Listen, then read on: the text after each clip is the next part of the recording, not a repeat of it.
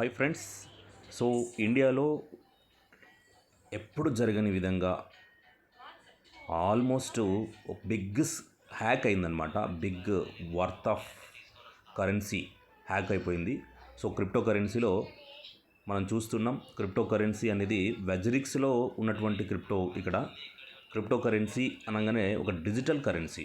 Technology ఎంత develop అవుతున్నప్పటికీ చాలా high security కలిగి ఉండే విధంగానే క్రిప్టో కరెన్సీని రూపొందించడం జరిగింది. అయినా సరే హ్యాకింగ్ గురి కావడానికి కొన్ని కారణాలు ఉన్నాయి.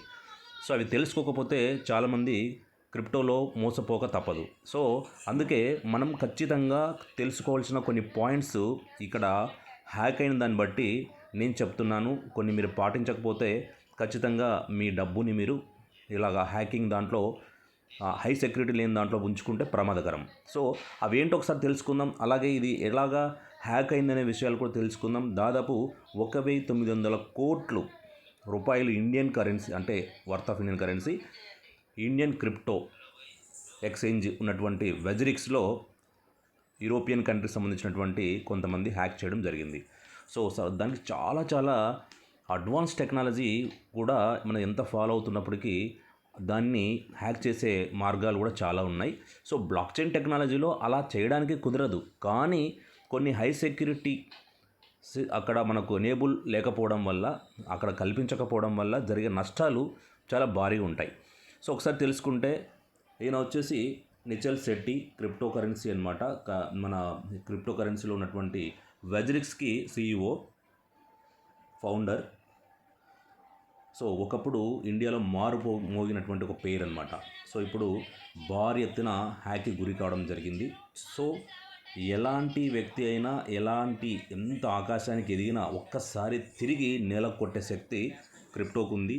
నేల నుంచి ఆకాశానికి ఎత్తే శక్తి క్రిప్టోకు ఉంది. కానీ ఒకటి మాత్రం మనం తెలుసుకోవాలి, చాలా కేర్ఫుల్గా ఇన్వెస్ట్ చేయాలి. చాలా కేర్ఫుల్ పాయింట్స్ మనం తెలుసుకోవాలి.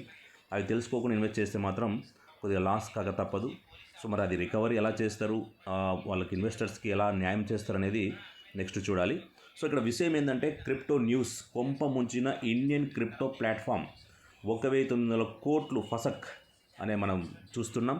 సో ఇక్కడ వెజరిక్స్ న్యూస్ ఏంటంటే, భారత ప్రభుత్వం చాలా కాలంగా క్రిప్టోలను అణిచివేస్తుంది. నిజంగా చెప్పాలంటే ఇలాంటి కొన్ని ఏదైనా సరే జరగవచ్చు అని చెప్పేసి ఇండియన్ గవర్నమెంట్ ఎప్పటికప్పుడు అలర్ట్ చేస్తుంది. అంటే అందరూ ఎడ్యుకేటెడ్ కాదు కదా, బై మిస్టేక్ ఏదైనా చేసుకుంటే ఇలాంటి పొరపాట్ల వల్ల వాళ్ళు ఆర్థికంగా దెబ్బతినాల్సి వస్తుందనే ఉద్దేశంతో ఇండియన్ గవర్నమెంట్ అణిచివేయడానికి ట్రై చేస్తుంది. కానీ ఒక రకంగా ఇది ఒక అభివృద్ధి చెందినటువంటి ఒక టెక్నాలజీ, దీన్ని అణిచివేయకూడదని సుప్రీంకోర్టు ఆర్డర్స్ ఉన్నాయి. అయినప్పటికీ కూడా మన ఇండియన్ గవర్నమెంట్ ఎన్నో దీనికి సంబంధించిన కండిషన్స్ పెడుతూ చివరిగా ట్యాక్సబుల్ కూడా చేసింది. హై ట్యాక్స్ అన్న పెడితే కొద్దిగా వరకు డ్రాప్ అవుతారేమో అని, అయినా తగ్గట్లేదు. ఎందుకంటే సులువుగా మనీ సంపాదించుకునే మార్గం దీంట్లో ఉంది కాబట్టి. It's okay, no problem. కానీ తెలియకుండా ఇన్వెస్ట్ చేస్తే మాత్రం ఇలాంటి పొరపాట్లను మనం చూడాల్సి వస్తుంది. అంటే ఇలాంటి హ్యాకింగ్కి గురి కావాల్సి వస్తుంది అనే విషయం మనకు అర్థమవుతుంది. ఒకసారి న్యూస్లోకి వెళ్దాం. భారత ప్రభుత్వం చాలా కాలంగా నుంచి వచ్చిన సిస్టమ్, దాని గురించి మనకు తెలుసు. క్రిప్టో నియంత్రణ ప్రపంచ దేశాలను ఏకతాటిపైకి తెచ్చేందుకు కృషి చేస్తుంది. అంటే కంట్రోలింగ్ సిస్టమ్ని అందరూ ఒకసారి కలిసి ఇదొక మార్గంగా ఏదో ఒకటి చేయాలనే విషయం పట్ల చర్చిస్తుందని మనకు అర్థమవుతుంది. అలాగా దేశీయంగా ప్రజలను వీటికి దూరంగా ఉంచడానికి భారీగా పన్నులు విధిస్తున్న సంగతి తెలిసిందే. అయినా స్వల్పకాలంలో ఎక్కువ రాబడిని పొందవచ్చు అనే ఆలోచనతో ఉన్న కొందరు ఇన్వెస్టర్లు, ట్రేడర్లు మాత్రం ఇప్పటికీ వీటిలో తమ పెట్టుబడులను కొనసాగిస్తున్నారు. ఎందుకంటే నేను చెప్పాను ఇందాక ఆ విషయాల పట్ల. సో మరి ఆర్థికంగా ఎదగాలంటే ఏదో చేయాలి అనేది ఒకటి ఉంటుంది కాబట్టి, కానీ టెక్నాలజీని తెలుసుకొని దీంట్లో సెక్యూరిటీ ఏంటి, దీంట్లో రిస్క్ ఏంటి అని తెలుసుకొని ఇన్వెస్ట్ చేయడం మంచిది. తర్వాత చూస్తే మల్టీసిగ్ వ్యాలెట్ అనేది ఇక్కడ ఒక సిస్టమ్ అనమాట. ఒక రకమైన క్రిప్టో కరెన్సీ వ్యాలెట్ అది. ఇది ప్రాసెస్ చేయడానికి ముందు లావాదేవీలను ప్రామాణీకరించడానికి, నిర్ధారించడానికి 2 లేదా అంతకంటే ఎక్కువ ప్రైవేట్ కీలు అవసరం ఉంటుంది. లుకోన్ చైన్ ద్వారా ట్రాక్ చేయబడిన ప్రారంభ బ్లాక్ చైన్ డేటా $100 మిలియన్ పైగా విలువైన షిబాయిన్ టోకన్ను ఉపసంహరణకు గురైనట్లు వెల్లడైంది. ఇది నిధుల్లో అతిపెద్ద నష్టాన్ని సూచిస్తుంది. దీని తర్వాత $52 మిలియన్ విలువైన ఇథర్, $11 మిలియన్ విలువైన మ్యాటిక్స్, $6 మిలియన్ విలువైన పేపే చోరీకి గురైనట్లు వెల్లడైంది. సో పెపే కాయిన్, తర్వాత మ్యాటిక్స్, తర్వాత సిబాయిన్ కాయిన్, ఓకే, ఎథర్ అంటే ఈటీహెచ్.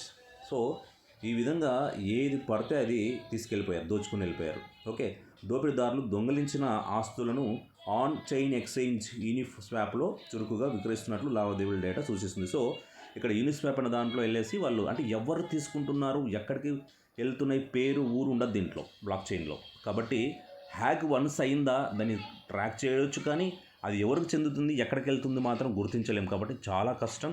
సో ఏదేమైనప్పటికీ దీంట్లో ఇలాంటి ప్రమాదాలు ఉన్నాయి. మరి ప్రమాదాలని గురి కాకుండా మనం ఏం చేయాలంటే ఖచ్చితంగా మీరు ఈ పాయింట్, నేను చెప్పే పాయింట్స్ మీరు తెలుసుకోవాలి.